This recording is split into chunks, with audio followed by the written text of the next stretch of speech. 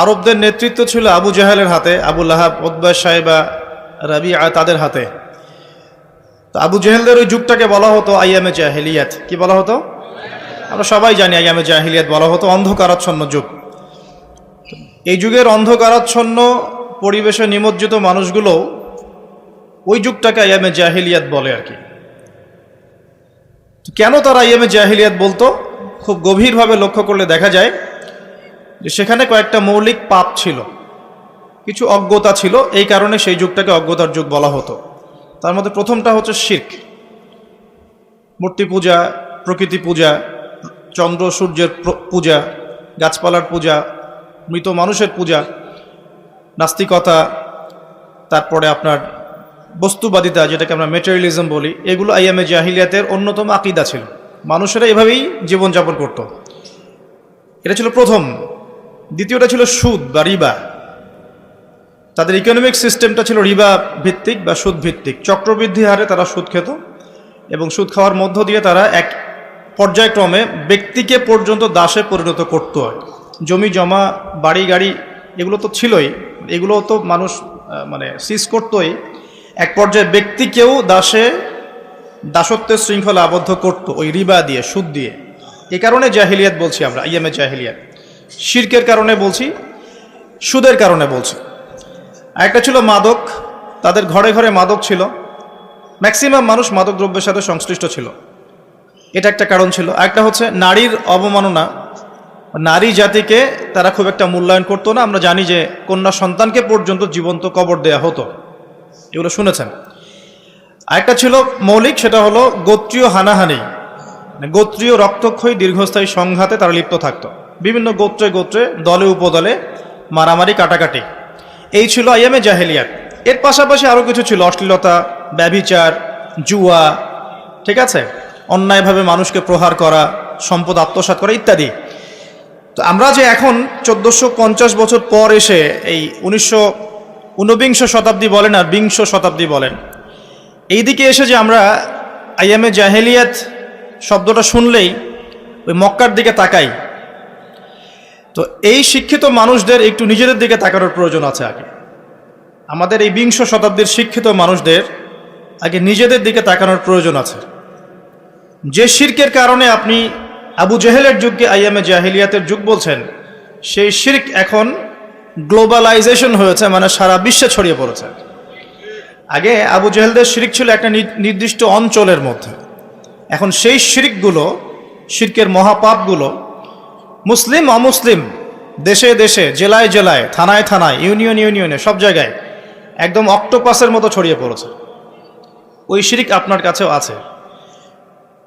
আমি ওইদিকে পরে আসবো ইনশাআল্লাহ, আগে আপনাকে বুঝিয়ে দেই বিষয়টা।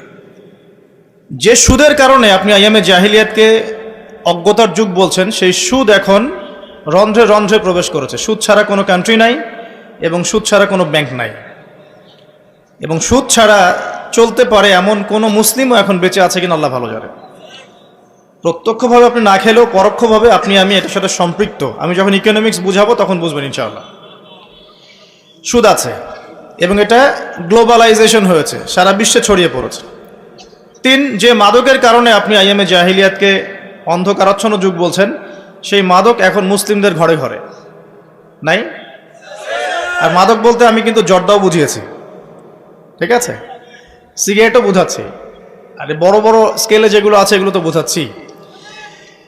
যে নারীর অবমাননার কারণে আপনি আইয়ামে জাহিলিয়াতকে জাহিলিয়াতের যুগ বলছেন, সেই নারীর অবমাননা এখন মুসলিম অমুসলিম সকলের ঘরে ঘরে প্রবেশ করেছে, করে নাই?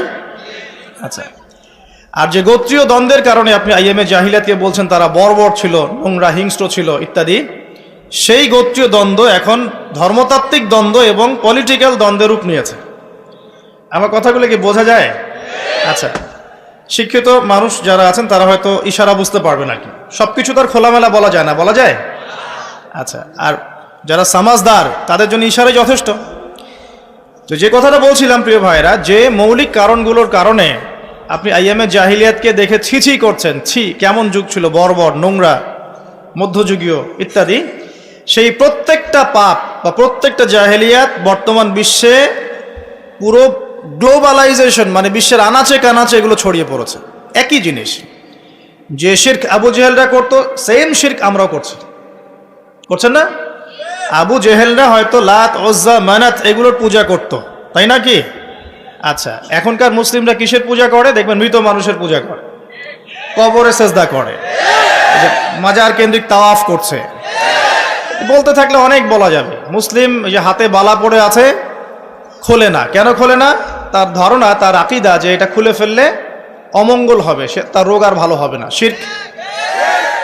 মুসলিমরা রাশি ফলে বিশ্বাস করে, পেপার খুলে দেখে যে তার রাশি কি, সিংহ রাশির এই হবে, কন্যা রাশির এই হবে ইত্যাদি। মুসলিমরা দেখবেন টিয়া পাখির মাধ্যমে ভাগ্য গণনা করছে রাস্তাঘাটে বসে বসে। অথচ নবীজি বলেছেন সাল্লাল্লাহু আলাইহি ওয়াসাল্লাম, কেউ যদি কোনো গণকের কাছে যায়, গিয়ে জাস্ট জিজ্ঞাসা করে যে আমার হাতটা একটু দেখে দেন, এটা বলার সাথে সাথেই তার 40 দিনের নামাজ কবুল হবে না। এবং ওই গণকের কথায় যদি সে বিশ্বাস করে, তাহলে সে যেন মুহাম্মদ সাল্লাল্লাহু আলাইহি ওয়াসাল্লামের উপর নাজিল হওয়া এই কোরআনের সাথে কুফরি করলো। সবচেয়ে ইন্টারেস্টিং ব্যাপার হচ্ছে যে আপনার ভাগ্য গণনা করছে, তার স্থান হয়েছে রাস্তার পাশে। সে যদি আপনারই ভাগ্য গণনা করতে পারত, তাহলে তার তো সংসদে থাকার কথা ছিল। এতটুকু কমন সেন্সও আমাদের নাই এখন। দেখবেন গ্রামে গঞ্জে এখন জাদুবিদ্যার চর্চা বাড়ছে। জাদুবিদ্যা, স্ট্রিট ম্যাজিক দেখানো হচ্ছে, কুফরি তন্ত্র করা হচ্ছে, জিনকে তাবে করা হচ্ছে। জিনকে তাবে করা যায়, এটা একটা বিষয় জেনে রাখেন। জিন জাতিকে তো বিশ্বাস করে নাকি?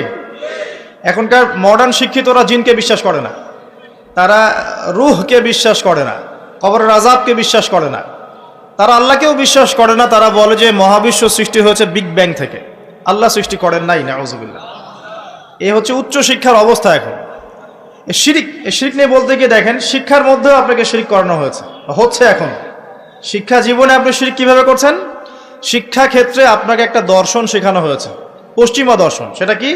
যে পরীক্ষা নিরীক্ষা, যুক্তি বিজ্ঞান দর্শন দিয়ে কোনো কিছু প্রমাণ করা গেলে সেটার অস্তিত্ব আছে, আদারওয়াইজ এটার অস্তিত্ব নাই।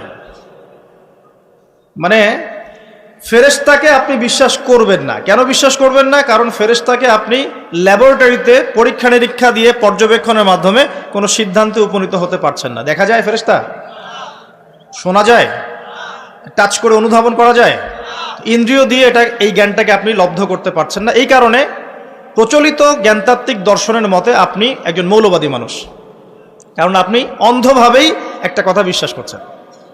তো তাদের কনসেপ্ট কি? পরীক্ষা নিরীক্ষা পর্যবেক্ষণের মাধ্যমে যা লাভ করা যাবে সেটাই জ্ঞান, এর বাইরে জ্ঞানের কোনো অস্তিত্ব নাই। এই কারণে তার আনসিন ওয়ার্ল্ডটাকে বিশ্বাস করে না, অদৃশ্যের গায়েবের জগৎটাকে তারা বিশ্বাস করে না। বুঝতে পারছেন কথা কি? আল্লাহ বিশ্বাস করে না, কারণ আল্লাহকে দেখা যায় না। ফেরেশতা বিশ্বাস করে না, কারণ কি? কারণ ফেরেশতা দেখা যায় না। জিন জাতিকে বিশ্বাস করে না, বিকজ জিন জাতিকে দেখা যায় না। কবরের আযাব দেখা যায় না, রূহ বা আত্মাকে দেখা যায় না, জান্নাত জাহান্নাম দেখা যায় না। যেটা দেখা যায় না সেটা বিশ্বাস করবে না। এই হলো ওদের জ্ঞানতাত্ত্বিক দর্শন। এই দর্শনে যদি আপনি পড়াশোনা করেন এবং এখান থেকে সার্টিফিকেট অর্জন করেন, আপনি বড় চাকরি পাবেন ঠিক ইনশাআল্লাহ, কিন্তু আপনি সারা জীবন শিক্ষা ক্ষেত্রে মুশরিক হয়ে থাকবেন। শিক্ষা ক্ষেত্রে আপনি একজন মুশরিক হয়েছেন। প্রতিটা সেক্টরেই আছে। ইকোনমিক সেক্টরে যাবেন, রিবা, আল্লাহ পাক রিবাকে হারাম করেছেন আর আমরা করেছি ফরজ। রিবাকে আল্লাহ পাক হারাম করেছেন, মায়ের সাথে জেনার কথা বলেছেন, আল্লাহর সাথে যুদ্ধের ঘোষণার সমান কথা বলেছেন, আর আমরা করেছি ফরজ। একটা কান্ট্রি ওয়ার্ল্ড ব্যাংকের আন্ডারে, IMF এর আন্ডারে একটা কান্ট্রি সুদমুক্ত থাকতে পারবে না, পসিবল না। কখনোই তারা আপনাকে সুদ ছাড়া কোনো লোন দিবে না।